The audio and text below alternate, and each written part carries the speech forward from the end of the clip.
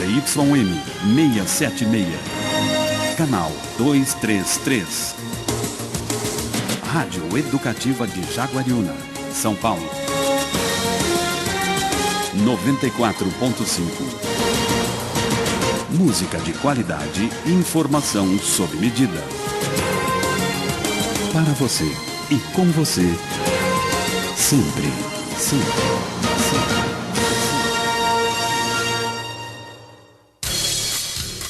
A partir de agora, nos 94.5, Estrela Entrevista. A prestação de serviço enfocada com precisão e dinamismo. Estrela FM.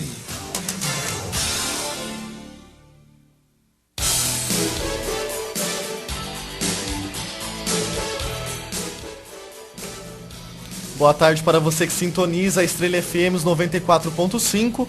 Está no ar a partir de agora o Estrela Entrevista. Saber como se preparar para uma entrevista de emprego, conseguir suprir todas as necessidades do entrevistador e garantir o tão desejado emprego, este é o assunto que nós vamos discutir hoje aqui no Estrela Entrevista. Para isso nós estamos recebendo agora em nossos estúdios o diretor da Only One Recursos Humanos, Alexandre Alix. Alexandre, para você uma boa tarde, primeiramente. Obrigado por ter aceitado o nosso convite e se der essa entrevista aqui para nós hoje. Obrigado, Thiago. É um prazer estar aqui com vocês na rádio. Tá certo. Alexandre, para começar então a nossa entrevista, gostaria de te perguntar então, a gente pode afirmar que o currículo seja o primeiro contato entre o candidato e o selecionador, servindo como uma isca aí de convite à entrevista? Com certeza. O currículo, ele é a nossa primeira, ele é o primeiro alvo do candidato para uma vaga de emprego, né? Um currículo bem elaborado, um currículo claro, né? Bem objetivo, ele realmente chama muita atenção de quem está recrutando, de quem está querendo um profissional dentro da área, né? É muito importante. Ô Alexandre, e quais seriam as regras básicas, então, aí para a confecção de um currículo objetivo, atraente e sincero? É importante que a pessoa ela faça um currículo dedicado à vaga que ele quer participar, né? Não adianta você falar, por exemplo, que você é um excelente instrumentador se você está procurando vaga de auxiliar de produção. Então, dirigir o currículo é muito importante também para essa pessoa ser enxergada, né? Ser vista, né? Tá certo. E nos itens lá que as pessoas geralmente colocam no currículo, muitas dúvidas às vezes que a gente ouve, que a gente mesmo tem sobre isso, quantos empregos que colocam, as referências, a gente coloca todas, as últimas 3, as últimas 2, em relação a formações também de cursos extracurriculares, como que fica essa parte dentro do currículo? Isso. O currículo, ele tem que começar com um objetivo. Acho que o primeiro item de um currículo tem que ser o objetivo, que é o que nós falamos na pergunta anterior. Sim. Depois, a escolaridade, né? Qual a formação desse candidato, né? Primeiro grau, segundo grau, terceiro grau, se ele tem MBA, se não tem. Isso, em todo momento do currículo, tem que estar muito claro. E a profissão dele, né? As vagas anteriores que ele participou, em que ele trabalhou, no currículo é importante que esteja relacionado à vaga.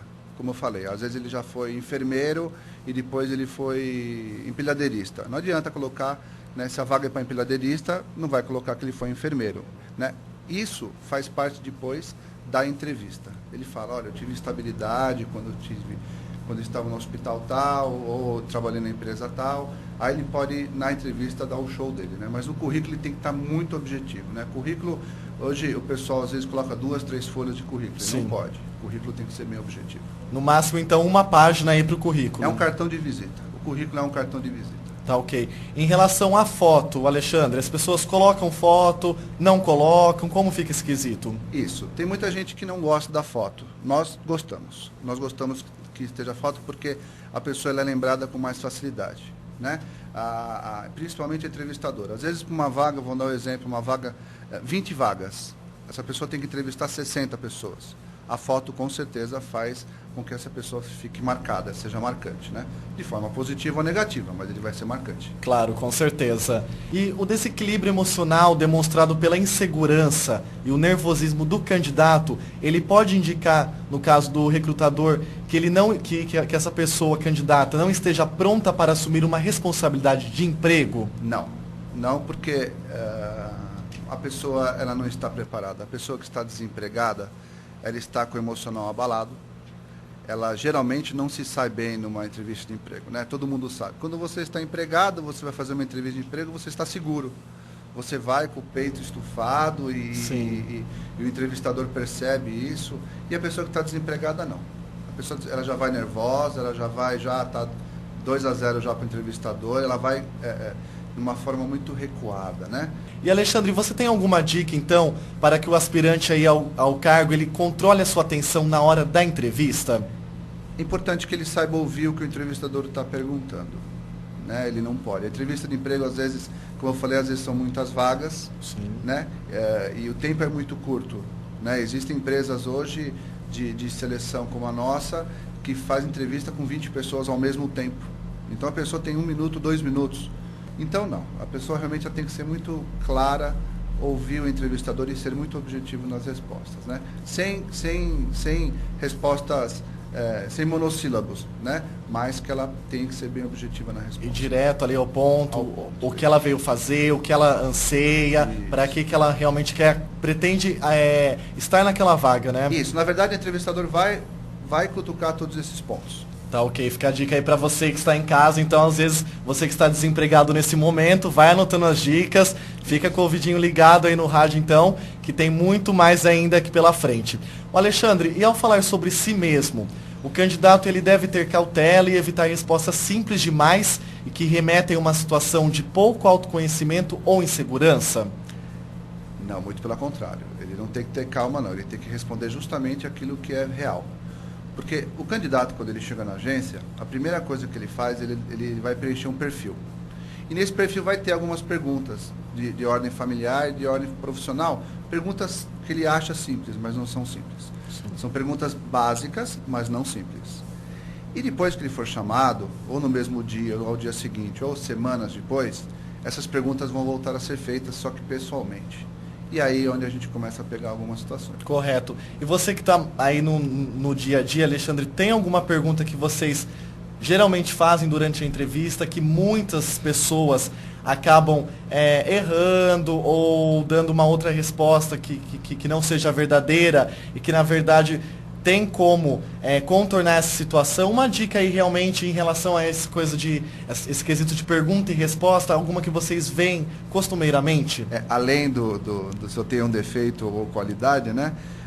Nós pedimos muito, às vezes até, qual a situação social da pessoa. Né? Existem empresas que preferem pessoas que moram de aluguel, que têm 3, 4 filhos, pessoas que estão em condição que realmente é diferente, né, e não tão cômoda como pessoas solteiras que moram sozinhas, né? Então, que as pessoas não tenham medo de colocar, né? As empresas hoje, aqui, principalmente na nossa região, são muito sensibilizadas a pessoas que têm, às vezes, né, uma condição social inferior de uma das outras, né? E isso, às vezes, é um ponto positivo. Legal. Olha que coisa interessante, né? Antigamente não era, antigamente eles diziam diferente, né? Então, às vezes mulheres, né? Quantos filhos você tem? 3, 4, tá fora. Tá fora. Não existe mais isso, né?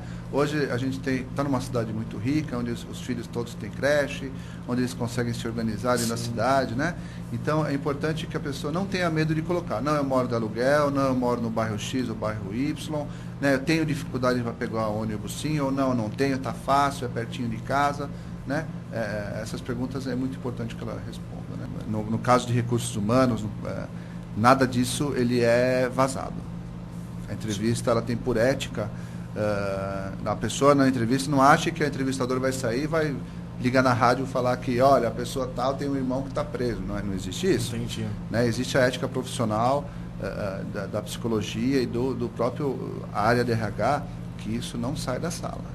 Alexandre, continuando então, muitos acham que o velho The Books on the Table servirá para algo em uma seleção de emprego. Eles acabam aí, às vezes, desvalorizando algum curso de inglês que tem, eles não vão atrás, acham que aquele inglês basiquinho funciona, acaba seguindo essa linha. Quais são as dicas que você dá? Essas pessoas acabam tendo esse velho hábito ainda do inglês básico. Quais são as dicas em relação nesse quesito? Vamos voltar para o currículo. Correto. Todo mundo coloca que sabe falar inglês, Isso. sabe falar espanhol, sabe falar mandarim, enfim. essa pessoa vai ser descoberta. Nós vamos descobrir. Porque vai ser feita uma prova, nós fazemos uma prova, né? E o cliente, ele vai iniciar, quando a pessoa coloca que o inglês é fluente, o cliente ele vai abrir a entrevista em inglês. Seja honesto, né? Participe da vaga de acordo com a tua real escolaridade, né? Falando um pouquinho agora das redes sociais, Facebook, Orkut, aí que praticamente todo mundo tem, os candidatos têm aí as redes sociais. Um recrutador, ele pode fazer uma busca, analisar o perfil desse candidato? Tiago, saiu uma matéria na internet que 37% das empresas checam a rede social da pessoa, né? Eu diria para você que, eu não diria que serão 37%, mas eu diria que dependendo da qualidade da vaga, da qualidade da pessoa que está lá, né? Se vai ser para auxiliar administrativo ou produção, vai ser checado na rede social, sim. Qual é a dica? Não se expor, né? A gente assiste muita matéria sobre sequestros, sobre roubos, né? Sim, sem dúvida. Não se exponha. As fotos no Facebook desses tipos de eventos, de curtições, aí no caso, falando na linguagem do jovem, gera um ponto negativo, no caso, se vocês forem olhar e ver esse tipo de foto, ou não? Ali é a vida particular do candidato, vocês não levam como ponto negativo. Como fica essa relação de foto de festas em geral para o candidato em relação ao emprego? Não tem problema nenhum, a pessoa tem direito a ir em festas, em baladas, né? Agora, o que você pega? Então, a pessoa às vezes participa de um evento numa quarta-feira no happy hour, fica chapadona, coloca as fotos e no dia seguinte começa a escrever: ah, eu não consigo levantar da cama, ah, não vou para a escola hoje, ah, pronto, né? Significa a pessoa acabou com o corpo no dia anterior. Sim. E não conseguiu ir para a escola no dia seguinte. Esse é um ponto que é verificado. Mas a questão é justamente o que essas fotos o que vai ocorrer com essas fotos dentro da rede social. Né? Se isso vai ser positivo, todo mundo vai começar a fazer comentários: pô, você não foi trabalhar, pô, você ficou chapado, ou você foi para o hospital, né? Sim. Então é isso que tem que tomar cuidado. A pessoa tem que realmente se expor de maneira que não prejudique ela socialmente, não só para emprego, mas socialmente também. Né? Cautelosa, né? Cautelosa. Toma alguns cuidados, né? Tá, ok. Alexandre, vou pedir então um intervalinho para você, para os nossos ouvintes também. A gente vai para um rápido intervalo e daqui a pouquinho a gente volta com o Estrela Entrevista e falando hoje sobre como se comportar em entrevista de emprego, dicas para você que vai fazer uma entrevista de emprego.